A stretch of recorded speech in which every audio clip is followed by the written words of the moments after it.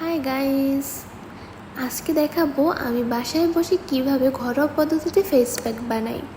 কিছুদিন ধরে আমার ফেসে খুব পিম্পল উঠছে, ফেসটা আগে থেকে খুব কালো হয়ে যাচ্ছে। চলুন তাইলে কিভাবে আমি ঘরোয়া পদ্ধতিতে ফেস প্যাক বানাই দেখাচ্ছি। আমার ফেসে যেটুকু লাগে ওই পরিমাণ কফি দিয়ে নিচ্ছি।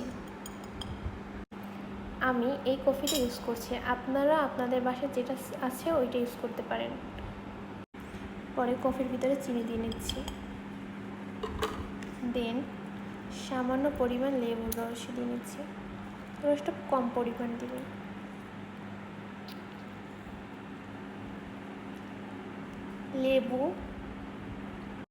লেবু, চিনি, কফি দিলে ফেস থেকে ময়লাটা কেটে যাবে আর ডার্ক সার্কেলটা চলে যাবে চোখের নিচ থেকে,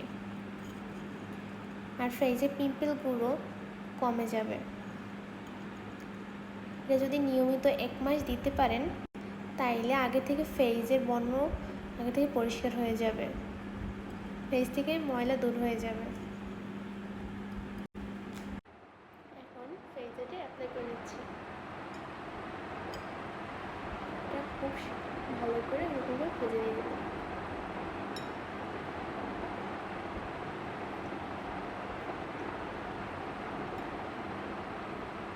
লেবু দেওয়ার কারণে ফেসে যদি কোনো জায়গায় পিম্পল উঠে থাকে তাহলে ওই জায়গায় একটু জ্বলাতে পারে, বাট এতে কোনো প্রবলেম হয় না।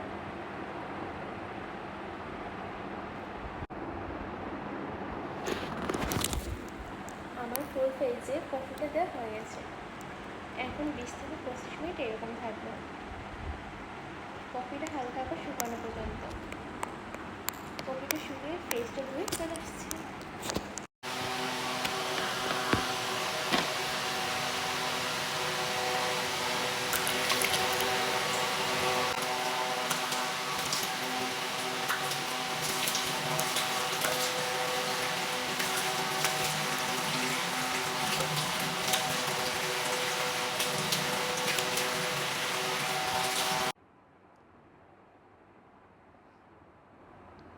দেখুন আমার ফেসটা কত ক্লিন হয়ে গেছে। আপনারা ফেস সব র্যাশগুলো উঠে গেছে নাকের, ফেসের।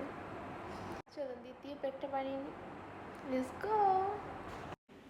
সেকেন্ড প্যাকে আমি নিয়ে নিচ্ছি চালের গুঁড়ো আর ডালের গুঁড়ো।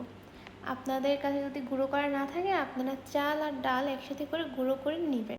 এর সাথে যদি আপনাদের বাসায় মধু থাকে তাহলে মধু দিয়ে নেবেন। আমার বাসায় ছিল না তাই আমি হালকা পরিমাণে পানি দিয়ে নিচ্ছি।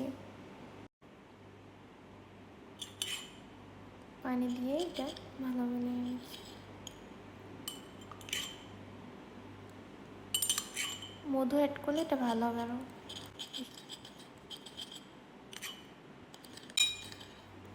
সেটা আপনি চাইলে লেবু অ্যাড করতে পারেন, বাট আগেটা লেবু দিয়েছি তো তাই এটা লেবু দিব না আমি।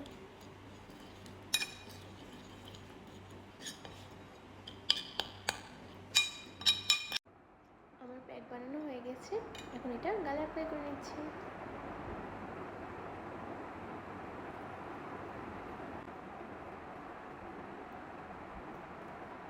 অ্যাপ্লাই করে চলে আসছি। আমার ফেসে এটা দেওয়া হয়ে গেছে। 20 থেকে 25 মিনিট রেখে এটা ফেসটা ধুয়ে ফেলবো।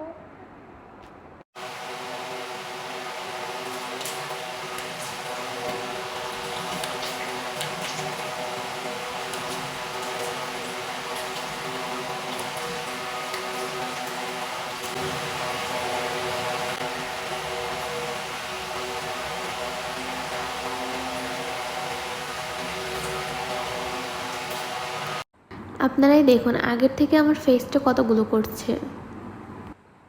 আপনারা যদি 1 মান্থ একটানা কফি দিতে পারেন ফেসে, তাইলে আপনাদের ফেস থেকে পিম্পল চলে যাবে আর চোখের নিচ থেকে ডার্ক সার্কেল কমে যাবে।